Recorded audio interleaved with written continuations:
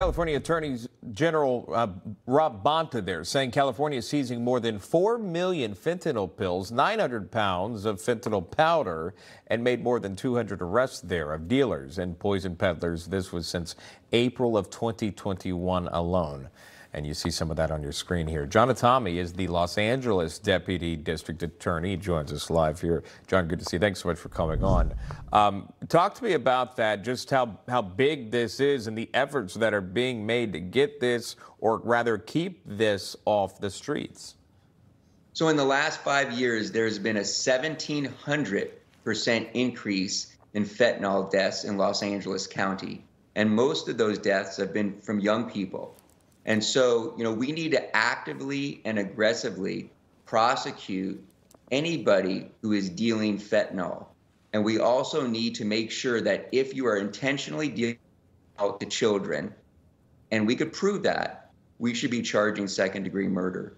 You haven't heard a peep from George Gascon, the elected DA, regarding fentanyl, regarding the fact that fentanyl has affected this entire county in Los Angeles.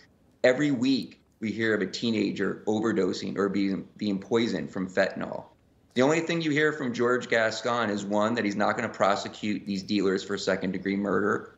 Two, he promotes open-air drug markets. He also promotes injection sites. Let me tell you, the reason you don't see many illicit fentanyl users is because they're all dead. And so anybody who says that you should allow people to inject themselves with fentanyl, they're just not smart and they're not caring at all. In addition to that, we need to make sure that we go to every school in Los Angeles and actively teach them and educate them about the dangers of fentanyl. In addition, we need to not defund the police and not defund school police, which is what George Gascon has supported. We need police officers at schools who know how to use Narcan, and if a child is overdosing from fentanyl, a police officer can save that child's life. And with George Gascon saying that he doesn't want school police, that even more hampers children and endangers their lives. If I can jump in there, it seems as if the national conversation, John, is changing in terms of fentanyl, going from calling it an overdose to poisoning, essentially, because of how powerful this drug is. Bringing that into light, you pointed to Gascon a few times just now in that soundbite there that you've given us. Why don't you think that it is being made a priority in his office? First off, it is a poisoning. I agree with you. It's 100 times more powerful than morphine. A quarter of a penny is all the amount you need to kill an adult, and even less to kill a child. I think George Gascon is empathetic to drug dealers. I think he's empathetic to the fact that he believes most drug dealers are actually drug users. He promotes open-air drug markets. He believes that injection sites are the way to go. I believe that's inhumane. I believe treatment is the way to go. I don't think helping anybody be addicted to fentanyl or any drugs is a good thing. I think helping people get off of addiction is what's important. I think if anybody is selling drugs, especially fentanyl, to children, and as a result of that, children are being killed, I think you have to actively prosecute those individuals for second-degree murder. That causes a deterrent, that keeps that individual off the street from selling drugs to somebody else and killing them.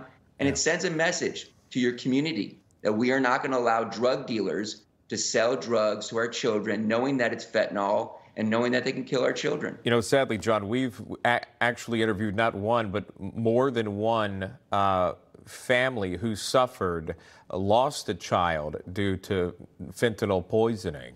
And they shared this story and really things to look out for, using Snapchat, thinking they're buying Percocet, and it's not. And that's how prevalent this drug continues to be, not to fearmonger, but to warn parents of what is happening. Even if you look at San Bernardino, police there seizing 20,000 fentanyl pills there, put out there by their police department as well. The bust happened last week when narcotics officers, they stopped a car for unspecified vehicle code violations, and then they found that.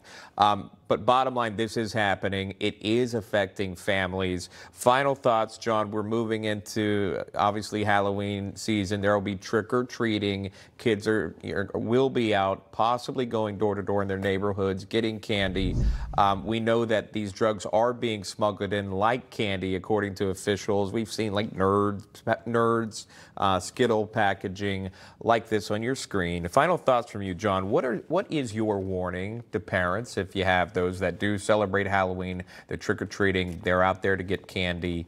How can they stay safe by something that this would not end up in their hands? And I have two children. I have a 7-year-old and a 9-year-old, and they do go trick-or-treating. And I can tell you this, and I fight for children on a daily basis. Education isn't fear-mongering. It's giving people facts, giving parents facts so they know how to protect their children. They're calling fentanyl Skittles. They call it Fenny. They lace Percocet with fentanyl. They lace marijuana with fentanyl. And I'm warning all children. And I know a lot of teenagers listen, and many teenagers think because of the legalization of marijuana that it's okay to use drugs. What I want to tell all the teenagers is if you take drugs from your friend and you think they're a pill or you think they're Percocet or you think it's just marijuana and it's laced with fentanyl, it could kill you. And that could be the last time that you're on this planet. So really think about that if that does happen. Yeah, great warning. Los Angeles Deputy District Attorney there, Jon Hatami, joining us live. John, good to see you. Thank you for that. Good to see you. Thank you.